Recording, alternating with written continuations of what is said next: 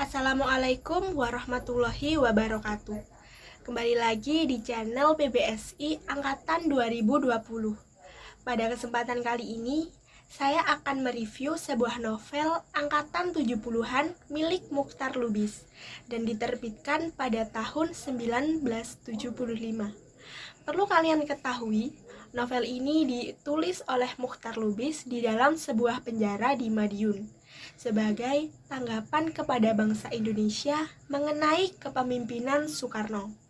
Novel ini bercerita tentang 7 pengumpul damar yang diserang oleh seekor harimau ketika pulang ke desanya dan gagal diselamatkan oleh pemimpin yang karismatik. Bagaimana? Menarik bukan?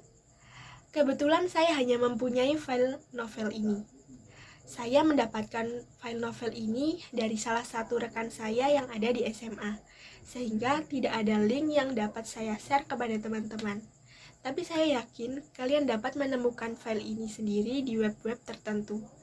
Sebelumnya, saya akan memberikan review sejenak tentang ciri-ciri karya sastra pada angkatan 70-an.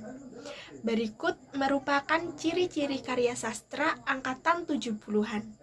Yang pertama, protes terhadap kepincangan masyarakat pada awal industrialisasi.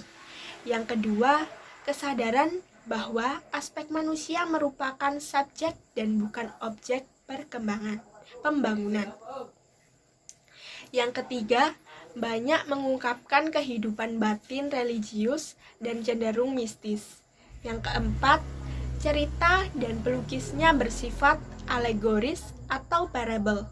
Yang keenam, perjuangan hak-hak asasi manusia, kebebasan bersamaan, pemerataan, dan terhindar dari pencemaran teknologi modern. Yang keenam, kritik sosial terhadap si kuat yang bertindak sewenang-wenang terhadap mereka yang lemah dan kritik tentang penyelewangan. Sebelumnya, saya menjelaskan tentang penjabaran ciri karya sastra tahun 70-an pada novel Harimau-Harimau ini. Saya akan memberikan sedikit cuplikan cerita pada novel ini. Novel ini bercerita tentang petualangan beberapa orang pengumpul damar yang diincar oleh harimau-harimau buas. Satu persatu mati menjadi korban. 7 manusia tersebut bernama Buyuh, Wak Kato, Wak Hajo, Sutan, Pak Balam, Talib, Sanib. Pak Haji Rahmat yang tertua di antara mereka. Pak Haji, demikian panggilannya sehari-hari. Setelah berumur 60 tahun, meskipun umurnya telah berlanjut itu, akan tetapi badannya masih tetap sehat dan kuat. Mata dan pendengarannya masih terang. Mendaki dan menuruni gunung, membawa beban damar atau rotan yang berat, menghirup udara segar di alam terbuka yang luas, menyebabkan orang tinggal sehat dan kuat. Pak Haji selalu membanggakan diri, bahwa dirinya tak pernah sakit seumur hidupnya. Dia bangga, benar tak pernah merasa sakit pinggang ataupun sakit kepala.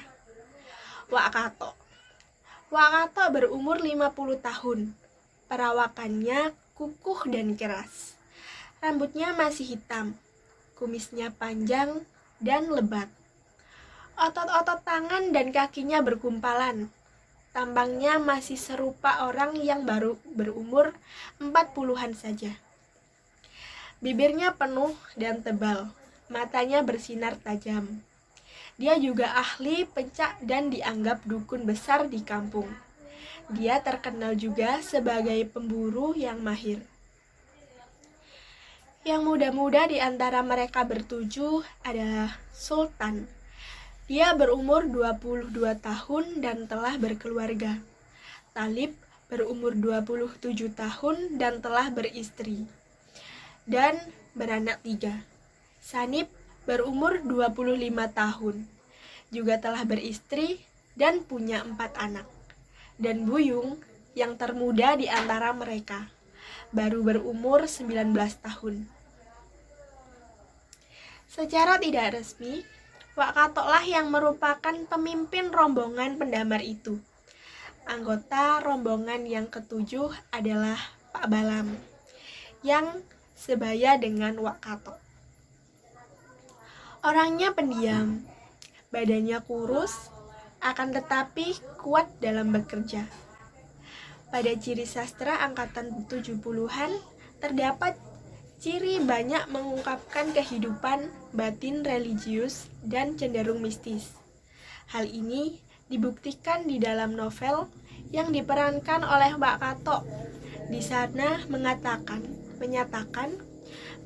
menurut cerita orang, jika bersilat, Wak Katok dapat membunuh lawannya tanpa tangan, kaki atau pisau mengenai lawannya. Cukup dengan gerakan tangan atau kaki saja yang ditunjukkan ke arah kepala, perut, atau ulu hati lawan. Dan lawannya pasti akan jatuh, mati terhampar di tanah. Sebagai dukun, dia terkenal di kampung lain. Dia pandai mengobati penyakit biasa. Akan tetapi, juga dapat mengobati perempuan atau lelaki yang terkena guna-guna.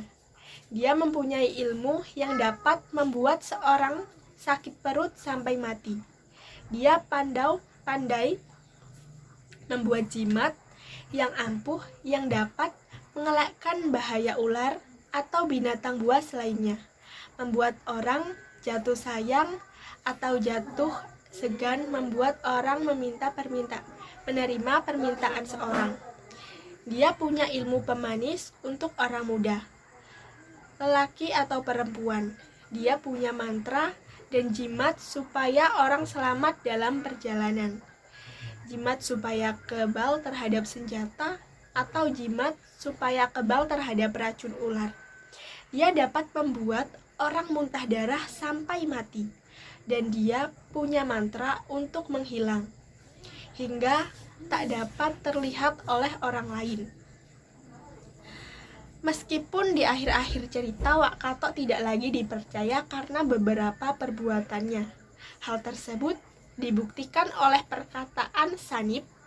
Ia marah dan mengatakan, "Inikah Wak Katok yang gagah perkasa itu, guru paling besar, dukun paling besar, guru silat yang paling pandai, pemimpin yang paling besar.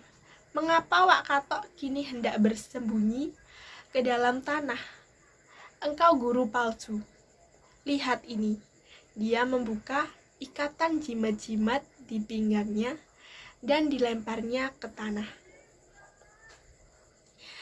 "Jimat-jimatmu palsu, mantramu palsu." Inilah jimat-jimat yang dipakai juga oleh Pak Balam, oleh Talib, oleh Sultan. Lihatlah di mana mereka kini. Karena mempercayai engkau, mereka telah mati, telah binasa. Engkau memaksa orang mengakui dosa-dosa. Tetapi bagaimana dengan dosa-dosamu sendiri? Dan bukan saja dosa-dosamu yang diberitahukan oleh Pak Balam. Akan aku ceritakan padamu dosamu. Wak Katok diam saja. Selain itu, terdapat ciri kritik sosial terhadap si kuat yang bertindak sewenang-wenang terhadap mereka yang lemah. Dan ciri kritik tentang penyelewangan hal tersebut juga terdapat dalam novel ini dengan beberapa bukti. Salah satunya adalah dari dialog yang dilontarkan oleh Wak Katok. "Karena aku menghendakinya, karena aku adalah gurumu, karena aku adalah pemimpinmu, karena akulah yang berkuasa. Engkau lihat ini, senapan lantak ini dapat aku memaksa siapapun juga mengikuti keinginanku. Mengertikah engkau?" Ciri terakhir yang akan saya sampaikan adalah perjuangan hak-hak asasi manusia, kebebasan, persamaan, pemerataan, dan terhindar dari pencemaran teknologi modern. Hal ini sudah tentu jelas terdapat pada novel ini, karena pada novel ini dari awal memang menceritakan tentang sekelompok orang yang sedang berjuang mendapatkan hak-hak hidup, mereka yang terancam baik karena harimau ataupun sekelompok tersebut yang seringkali bertengkar sehingga membahayakan satu sama lain. Sekian review novel Harimau-Harimau ini. Semoga senantiasa bermanfaat. Saya mohon maaf apabila terdapat tutur kata atau kesalahan dalam penyampaian. Saya undur diri. Wassalamualaikum warahmatullahi wabarakatuh.